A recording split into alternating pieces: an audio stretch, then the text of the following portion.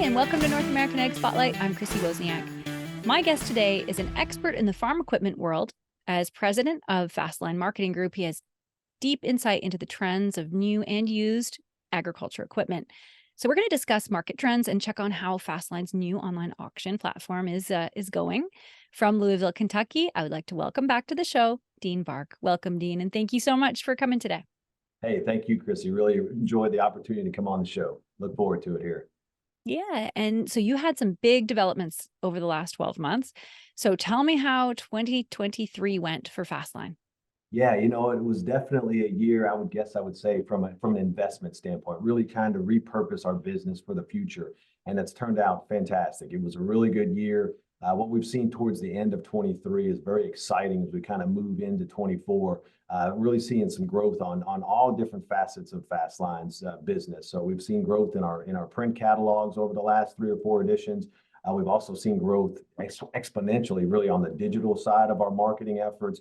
And then, the new venture in 23, as you mentioned, was just the auction side of things. And, anytime you start something new, you don't really know what to expect, and it can be a little bit of bumpy. But we had our first auction back in August. And then what we did, after kind of going through it and evaluating for the first month or two, really decided that we really needed to partner with someone that has even a bigger and broader audience within that space. And we did with DPA Auctions. And, we started that partnership at the end of October, and it really started to pay dividends immediately for us. So we have 2 auctions a month on DPA's auction platform.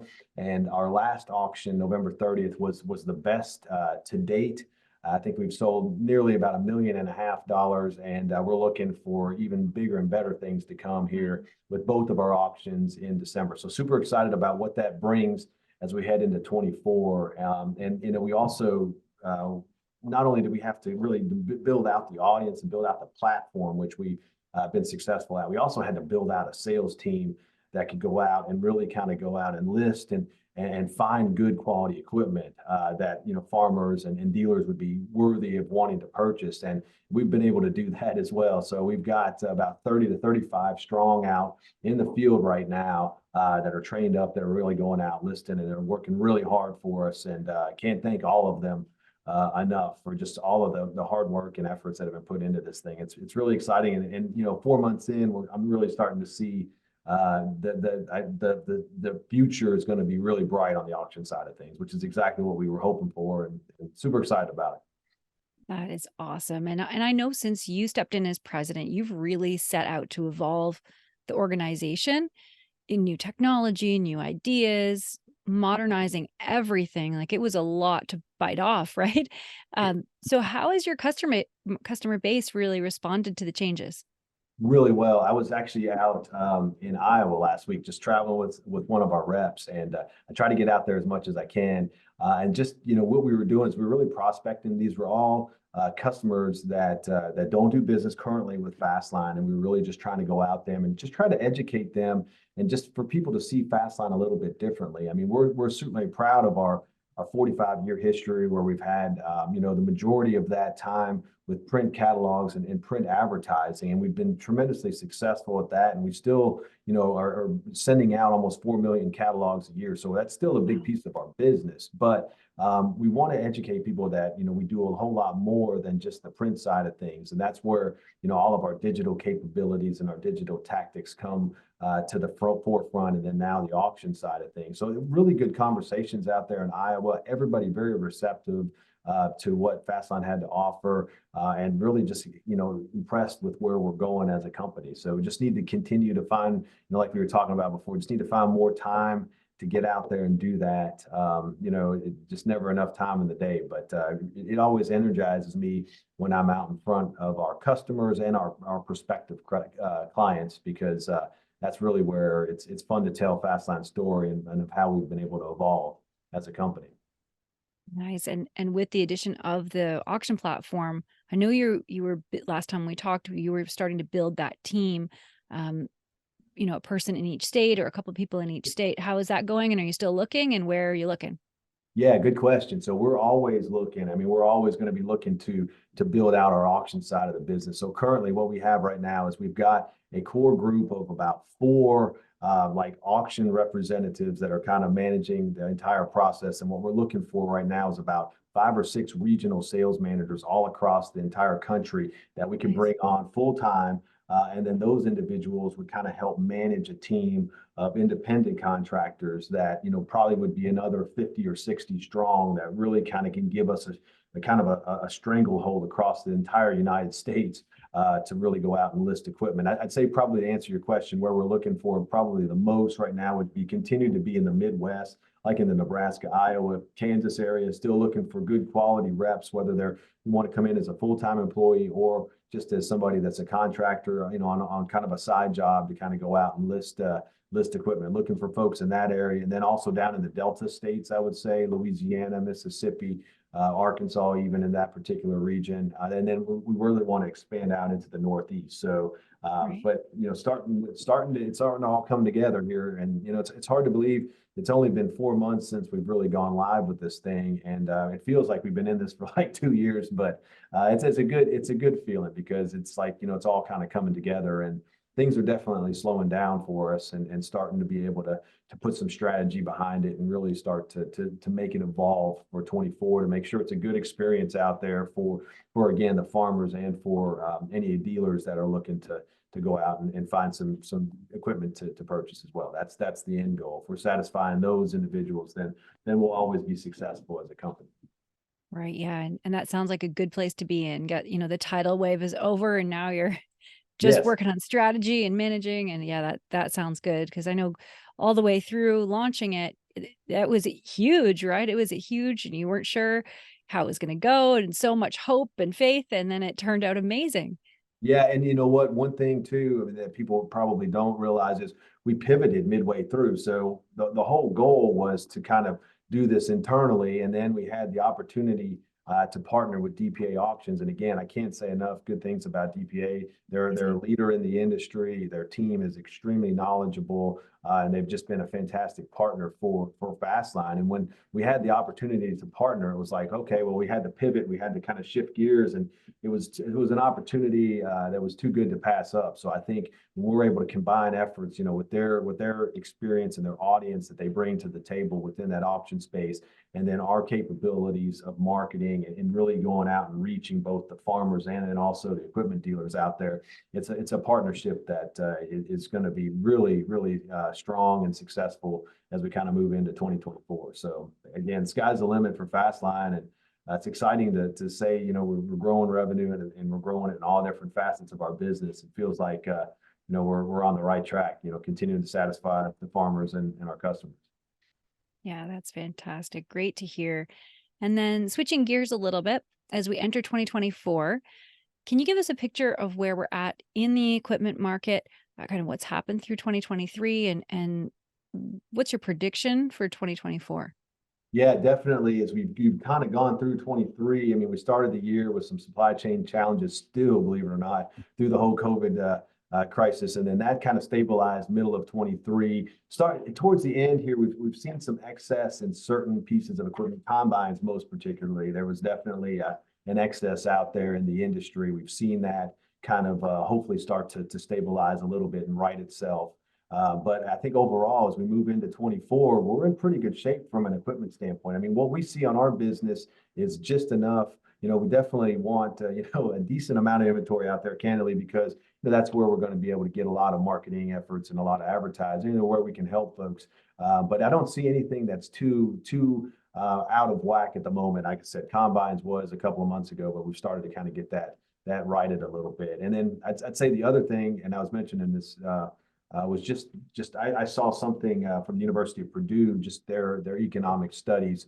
It really looks, a couple months ago, things were a little bit bleak, could we potentially be going into a recession? What was the economic outlook? And, what I've seen over the last couple of weeks, actually, it looks like things are improving a little bit. There's still a little bit, some headwinds as we move into 24, but it looks like things are starting to move in the right direction, which is very encouraging from the farmer sentiment. So to hear that directly from those individuals. So. Yeah, definitely. And I've heard predictions of interest rates rising much higher, and I've even heard possibly doubling what they are now, which would be crazy. But are interest rates going to have a significant impact this year on the buyer? What are you hearing? What are you feeling?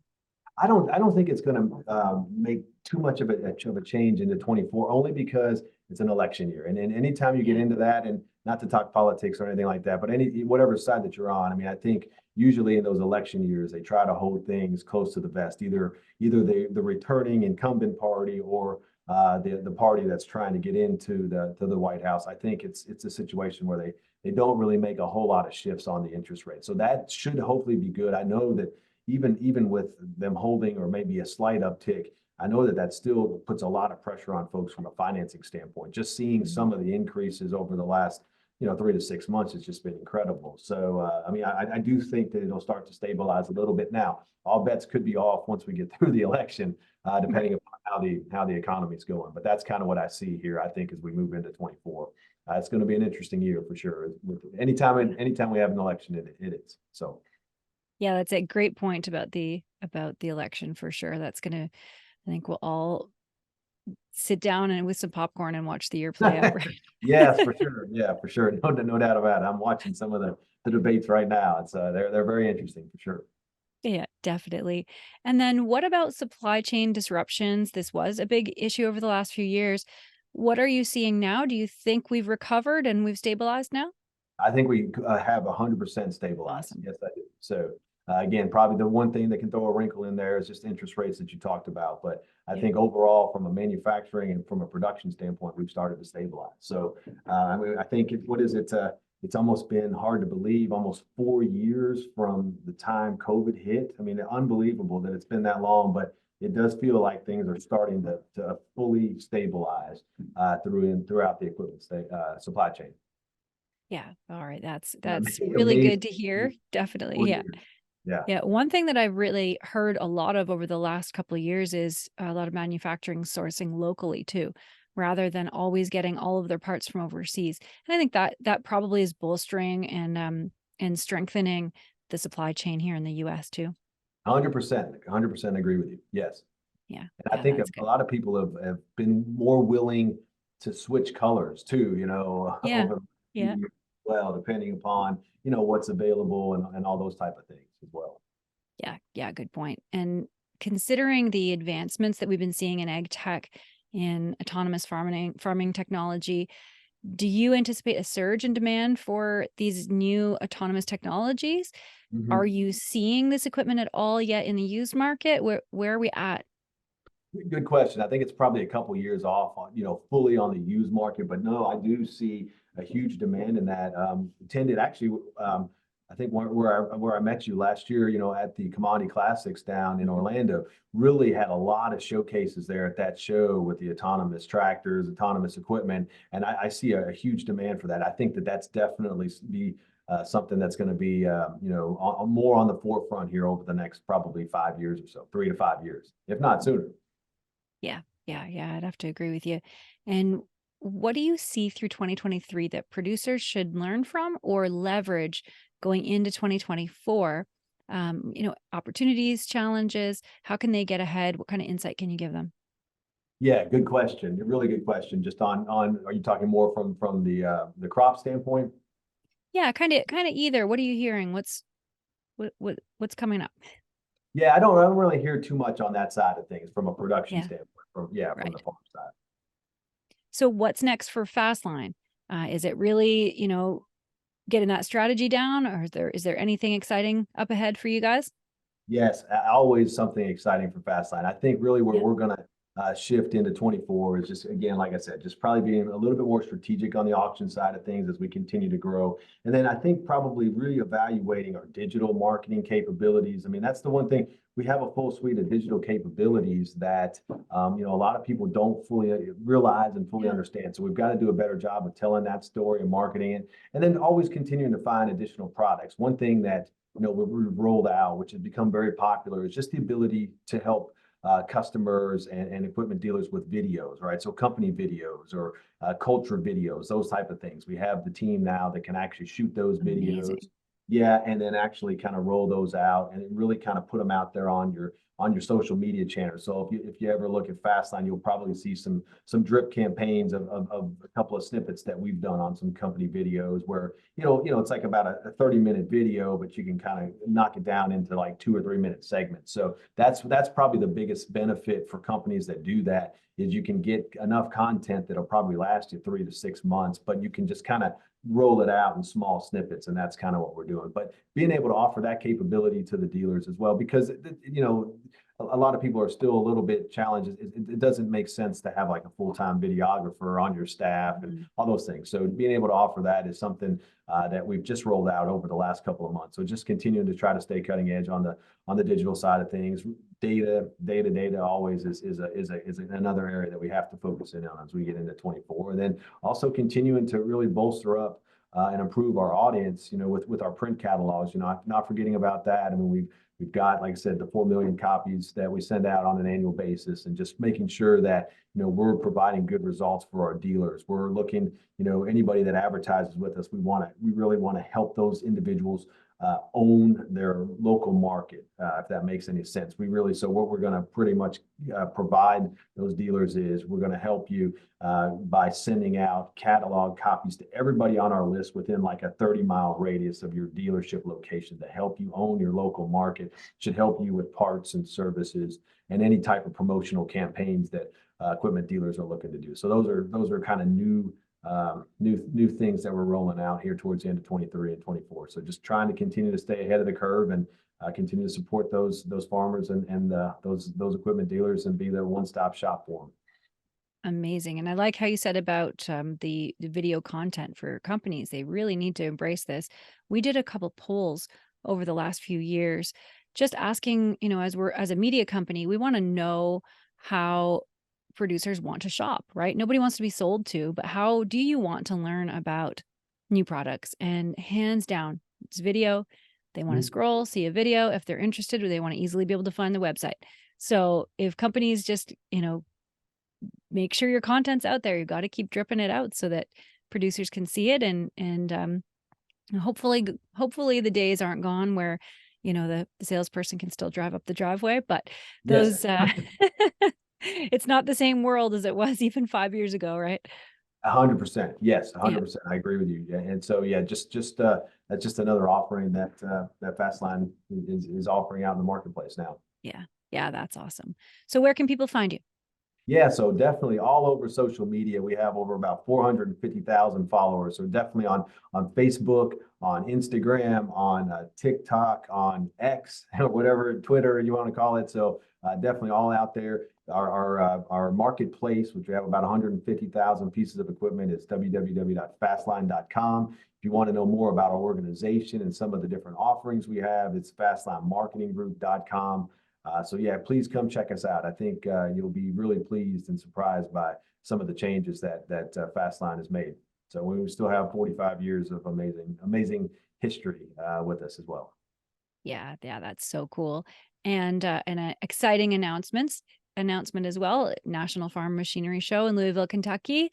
Yes. Fastline has invited me to be in the booth, and we're going to be doing What Color Is Your Tractor interviews. So this is the very first plug for it, and I'm really looking forward to it. I love that farm show, and I am so happy to partner with you guys for the show. Yep, there's nobody better to have in the booth, so really looking forward to that, Chrissy. I think you'll be able to provide a lot of folks coming into our booth. So we're super excited about that partnership. Yeah, awesome. Well, thanks so much, Dean. Always great to get the rundown of what's happening, and hopefully we can talk again soon. Absolutely. And thanks to all who are watching or listening. If you want to learn more, the links are provided in the show notes. Don't forget to subscribe to North American Ag Spotlight on YouTube, Rumble, Telegram, and the podcast is available on Spotify, Apple, Amazon, Listen Notes, or wherever you listen to podcasts. And have a great day.